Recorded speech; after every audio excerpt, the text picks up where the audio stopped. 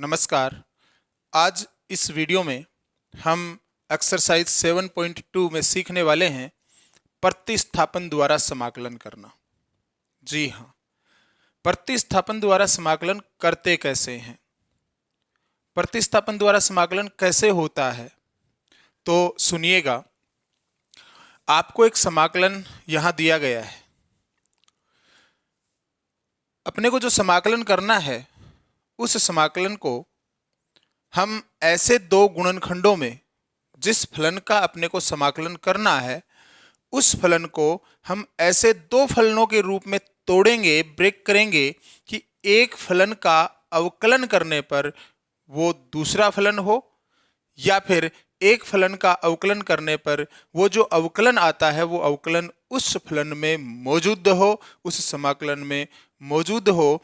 ऐसे फलन को जिसका अवकलन विद्यमान है उस फलन को हम एक नए चर t से प्रतिस्थापित करेंगे और उसके बाद में नए चर में प्रतिस्थापित करने के बाद अपना जो फलन है वो समाकलन का मानक रूप ले लेगा। बोले तो समाकलन के फॉर्मूले के रूप में आ जाएगा। समाकलन के बेसिक फॉर्मूले हमें आते हैं, उन बेसिक फॉर्मूलों के आधार पर हम उस समाकलन को डिराइव कर देंगे, अर्थात वो समाकलन ज्ञात कर लेंगे। तो देखिएगा, हम सीख रहे हैं प्रतिस्थापन द्वारा समाकलन, जिसका पहला क्वेश्चन है समाकलन करना है 2x upon 1 plus x square. Question शुरू करने से पहले मैं चाहूंगा कि यदि आप चैनल पर नए हैं तो कृपया चैनल को सब्सक्राइब कर लें, वीडियो को लाइक और शेयर जरूर करें। देखो, एक्सरसाइज 7.2 का पहला क्वेश्चन है, समाकलन करना है अपने को 2x upon 1 plus x square का x के सापेक्ष समाकलन करना है। तो इस समाकलन में जो फलन दिया गया है अपने को, अपना ये जो समाकल्य है 2x upon 1 plus x square, इसमें एक ऐसा फलन मौजूद है जिसका अवकलन मैं करूं तो वो अवकलन भी यहां विद्यमान है।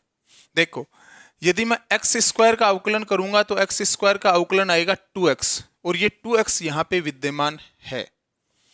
अब मैं सोचूंगा क्या एक्स स्क्वायर को मैं t मान लूं या 1 को भी साथ ले लूं। तो 1 को साथ ले लेना है। क्यों ले लेना है? क्योंकि 1 का अवकलन करेंगे तो वैसे ही 0 हो जाएगा। इसलिए हम इसमें 1 प्लस एक्स स्क्वायर है, इस 1 प्लस एक्स स्क्वायर को हम t से प्रतिस्थापित कर देंगे। अब जिसको हमने t माना है उसका हम अवकलन करेंगे x के सापेक्ष। 1 का तो हो जाएगा 0 प्लस एक्स स्क्वायर का हो जाएगा 2x dx बराबर dt। बोले तो 2x dx बराबर हो गया dt। आप इस समाकलन में देख रहे होंगे 2x dx अपने को दिख रहा है। इस 2x dx को हम लिख देंगे dt, तो अपना समाकलन आ जाएगा dt अपॉन t। अब देखिएगा, ये मानक रूप बन चुका है क्योंकि अपने पास समाकलन है 1 अपॉन x का x के सापेक्ष। ऐसा फॉर्मूला हमने पढ़ा था पहले।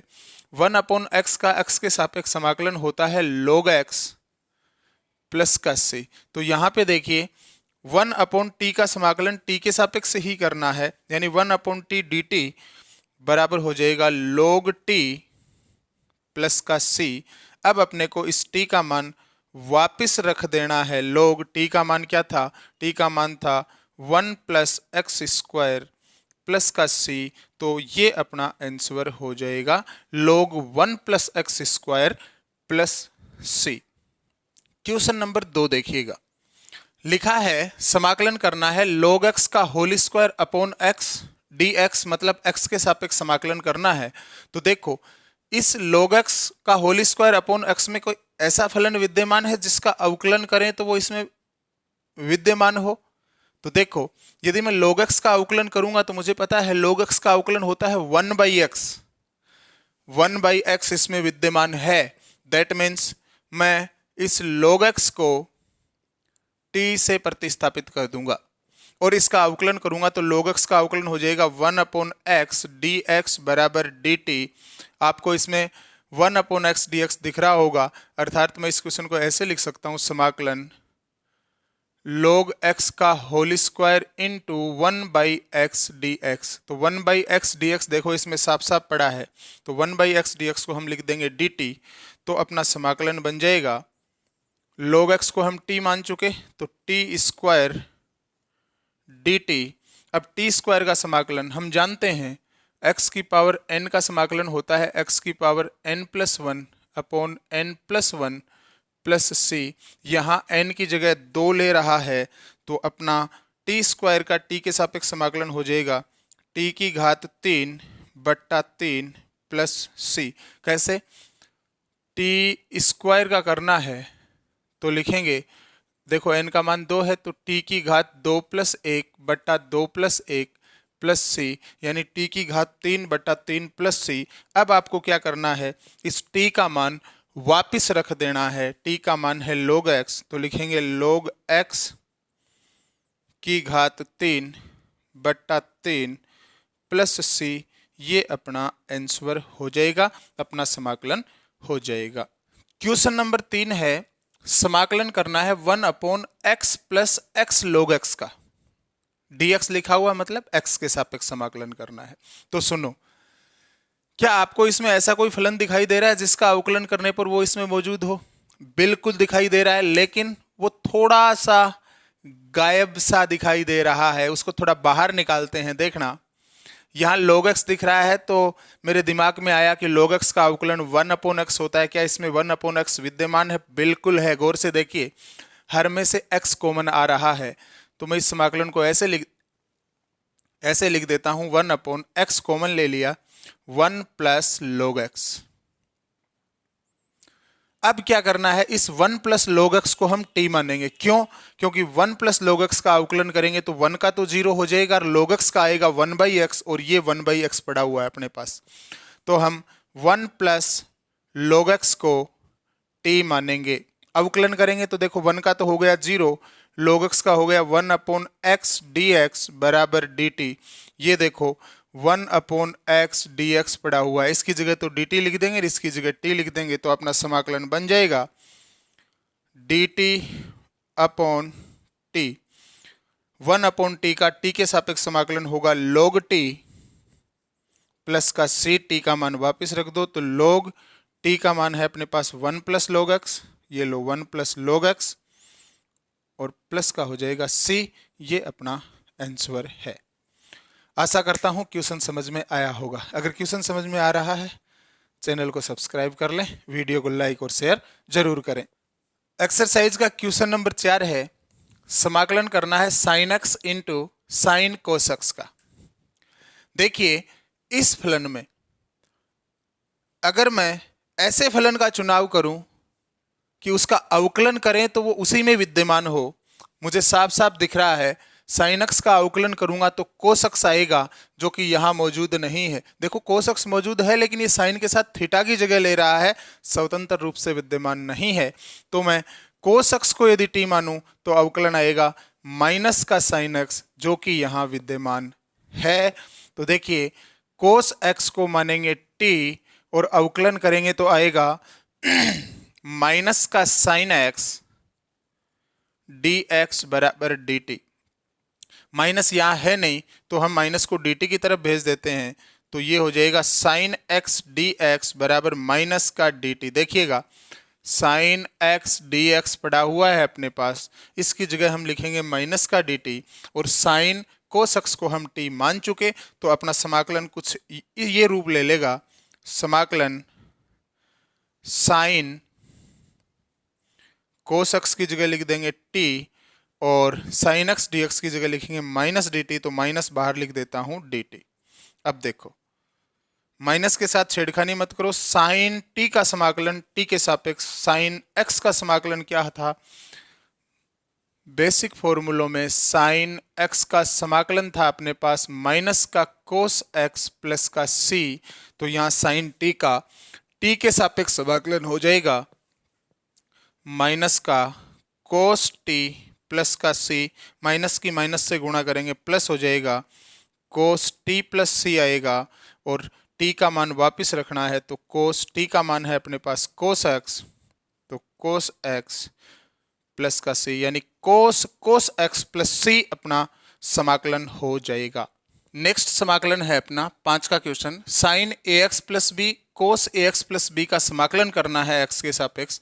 देखिए साइन का अवकलन करूं तो कोस विद्यमान है और कोस का करूं तो साइन विद्यमान है यहाँ, तो मैं यहाँ साइन को ही मान लेता हूं।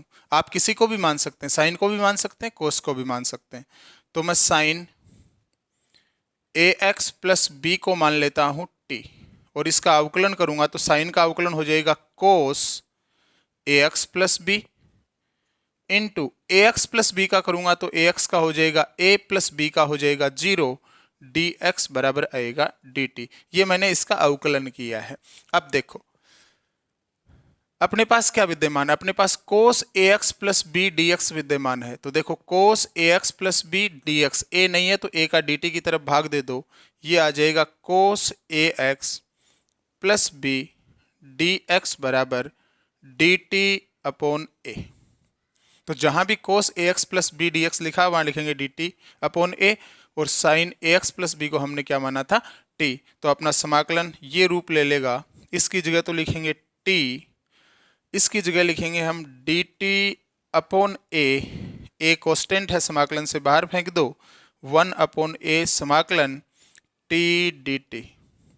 अब टी के सापेक्ष समाकलन क्या होगा, तो 1 upon A T square upon 2 plus का सी, टी का मान वापस रख दो, टी का मान क्या था sign A X plus B, ये टी का मान था, इसकी जगह यदि मैं रखूं तो अपना समाकलन आएगा 1 अपॉन ए इंटू साइन स्क्वायर ए एक्स प्लस बी, स्क्वायर इसलिए लगा है क्योंकि यहाँ टी स्क्वायर है, अपॉन में 2 प्लस का सी, ये अपना आंसर हो जाएगा। आशा करता हूं बात समझ में आई होगी। क्वेश्चन नंबर 6 है, समाकलन करना है रूट ए एक्स प्लस बी का, या ए एक्स प्लस बी के रूट का समाकलन करना है।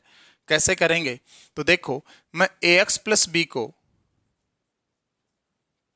टी मानूं तो अवकलन करेंगे तो आएगा ए डी एक्स बराबर डी टी, ए को डी टी की तरफ भेज देंगे, डी एक्स बराबर आ जाएगा डी टी अपॉन ए। लेकिन यहाँ पे स्क्वायर रूट होने की वजह से मैं इसको मान लेता हूँ टी स्क्वायर, कि जब मैं ए एक्स प्लस बी की जगह है टी स्क्वायर रखूंगा तो रूट होने के कारण टी स्क्वायर का रूट टी हो जाएगा। मैं जबरदस्ती भिन्न में फंसना नहीं चाहता। तो देखिएगा ए एक्स प्लस बी को हमने टी स्क्वायर माना है, अवकलन करेंगे तो ए एक्स का हो जाएगा ए डी एक्स, बी का 0 बराबर टी स्क्वायर का हो जाएगा 2t डी टी। तो अब डी एक्स बराबर यहाँ से मान निकल जाएगा 2t डी टी अपॉन ए।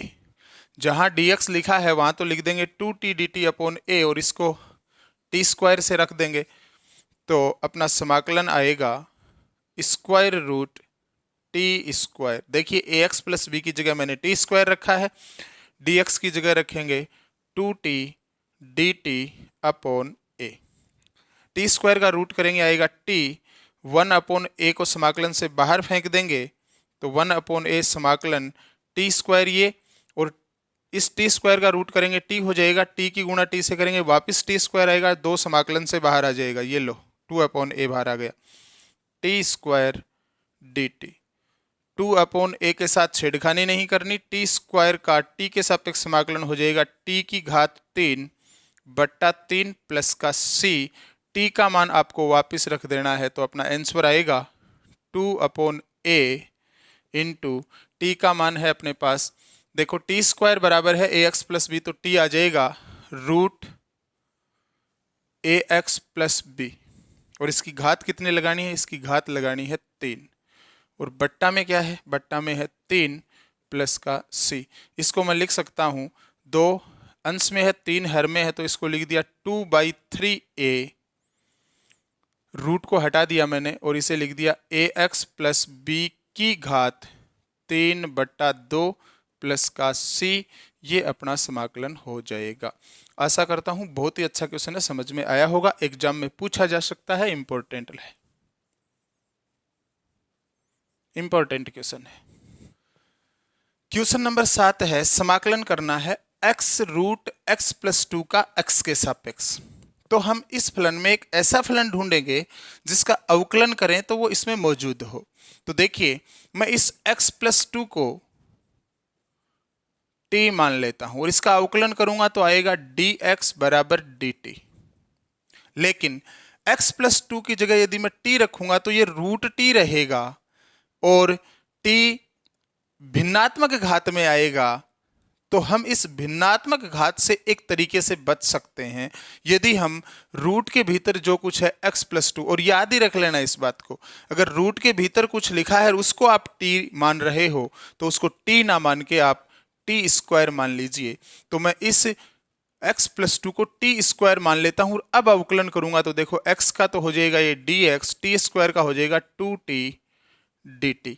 आशा करता हूं बात समझ में आई होगी। तो dx जहां लिखा है वहां तो मैं लिख दूंगा 2t dt। अब बात आती है x+2 की, तो इसकी जगह t² लिख दूंगा, x बचेगा, इसकी जगह यहां से x का मान निकालेंगे और वो रखेंगे। देखो यहां से x का मान यदि मैं निकालूं तो आएगा t² - 2, ये x का मान यहां रख देंगे। तो अपना समाकलन क्या रूप लेगा, t² - 2, ये तो मैंने इस x की जगह लिखा है, रूट x+2 को हमने t² माना है और dx की जगह लिख देंगे 2t dt। देखो समाकलन t² - 2, t² का रूट करेंगे t आएगा, इस t की इससे गुणा करेंगे तो आ जाएगा 2t² dt।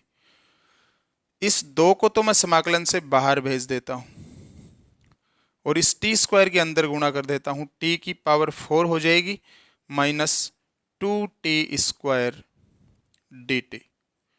अब देखना,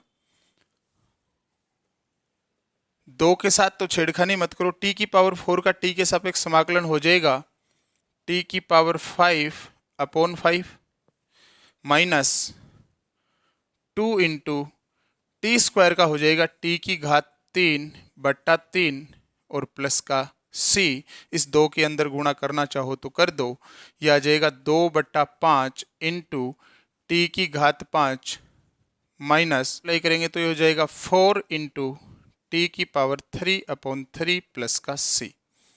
अब देखिएगा 2/5, t की जगह t का मान रखेंगे तो t² का मान है x+2, तो t का मान आएगा root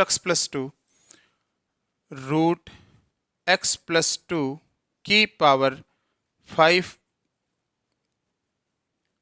minus 4 into root x+2 की पावर 3/3 प्लस का c। रूट को आप पावर 1/2 के रूप में भी लिख सकते हो, तो यह आ जाएगा 2/5 इंटू x+2 की पावर 5/2 माइनस 4/3 x+2 की पावर 3/2 प्लस का c। ये अपना आंसर हो जाएगा। आशा करता हूं बात समझ में आई होगी। एक्सरसाइज का क्वेश्चन नंबर 8 है, समाकलन करना है x√1 + 2x² का। तो देखो मुझे पता है x² का अवकलन करूंगा तो 2x आएगा, x यहां मौजूद है तो मैं इस 1 को क्यों छोड़ूं, फिर 1 को भी साथ में ही ले लेता हूं। कारण क्या है कि 1 का अवकलन करेंगे 0 आएगा, तो मैं इस 1 + 2x² को रूट में होने के कारण t² मान लेता हूं। अवकलन करूंगा तो 1 का तो 0 हो जाएगा, 2 अचर राशि है छोड़ दो, x² का हो जाएगा 2x dx बराबर t² का 2t dt। आप देख रहे हैं 2 से 2 कैंसिल हो गया, बोले तो 2x dx बराबर आया t dt। अपने पास मौजूद है x dx, तो x dx को ही रखो, 2 का भाग dt की तरफ दे दो, तो x dx बराबर हो जाएगा t dt/2। तो अपना समाकलन √1 + 2x² को हमने माना था t² और x dx की जगह हम लिखेंगे t dt/2। 1/2 तो समाकलन से बाहर आ जाएगा, t² का रूट t हो जाएगा, t की वापस t से गुणा करेंगे t² हो जाएगा, t² dt। हम जानते हैं 1/2 के साथ छेड़खानी नहीं करेंगे, t² का समाकलन t के सापेक्ष हो जाएगा t की पावर 3/3 प्लस का c।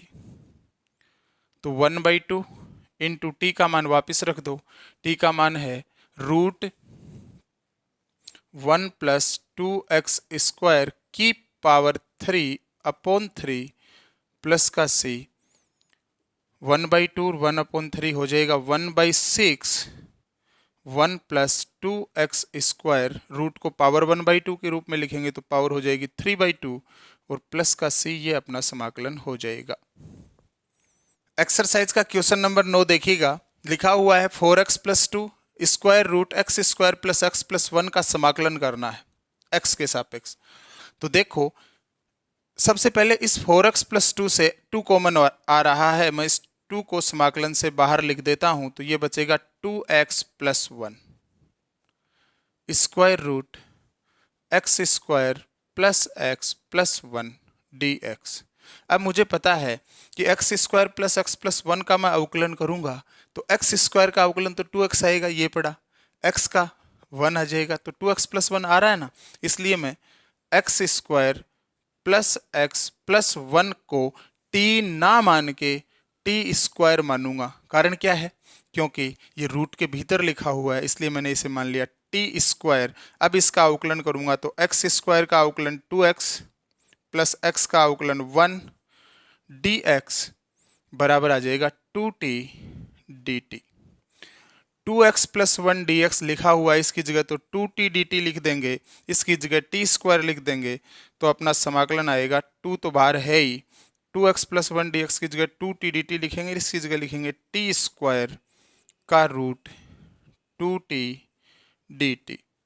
अब हमें पता है 2 तो समाकलन से बाहर आएगा तो 2 पहले से 4 हो जाएगा, समाकलन t² का रूट t होगा, t से गुणा करेंगे तो t² dt बोले तो अपना आंसर आएगा 4 इंटू t² का समाकलन हो जाएगा t की घात 3 बट्टा 3 प्लस c, t का मान वापस रख देना है, t का मान क्या है देखो t² का मान है तो t का मान रूट लगा देंगे इधर, तो अपना आंसर आएगा 4/3, t की जगह लिखेंगे root x² plus x plus 1 की घात 3 प्लस c, रूट को आप पावर 1/2 के रूप में लिख सकते हो तो अपना समाकलन आएगा 4/3 x² प्लस x प्लस 1 की पावर 3/2 प्लस का c, ये अपना आंसर हो जाएगा। का 10वां क्वेश्चन देखिएगा, एग्जाम के लिए बहुत अच्छा क्वेश्चन है। यहां लिखा है 1/x माइनस रूट x का समाकलन करना। देखिए हर में से यदि मैं रूट x कॉमन ले लूं तो ये बन जाएगा 1/√x कॉमन लेते ही रूट x माइनस 1। अब रूट x माइनस 1 को हम मानेंगे t, अवकलन करूंगा तो रूट x का हो जाएगा 1/2√x dx बराबर dt, 1 का 0 हो ही गया। तो देखो यहाँ पे 1/√x dx 1/√x dx है, 2 नहीं है, 2 की गुणा कर दो dt की तरफ तो ये आ जाएगा 1/√x dx बराबर 2 dt। तो इसकी जगह तो आप 2 dt लिख देंगे, इसकी जगह आप लिखेंगे t, तो अपना समाकलन बन जाएगा 1/t इंटू 2 dt। 2 आ जाएगा समाकलन से बाहर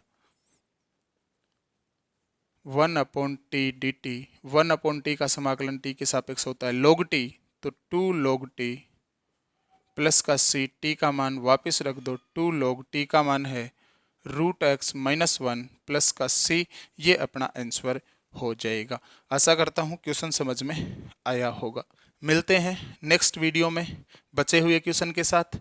यदि आपने चैनल को सब्सक्राइब नहीं किया तो कृपया सब्सक्राइब कर लें, वीडियो को लाइक और शेयर जरूर करें। Thank you.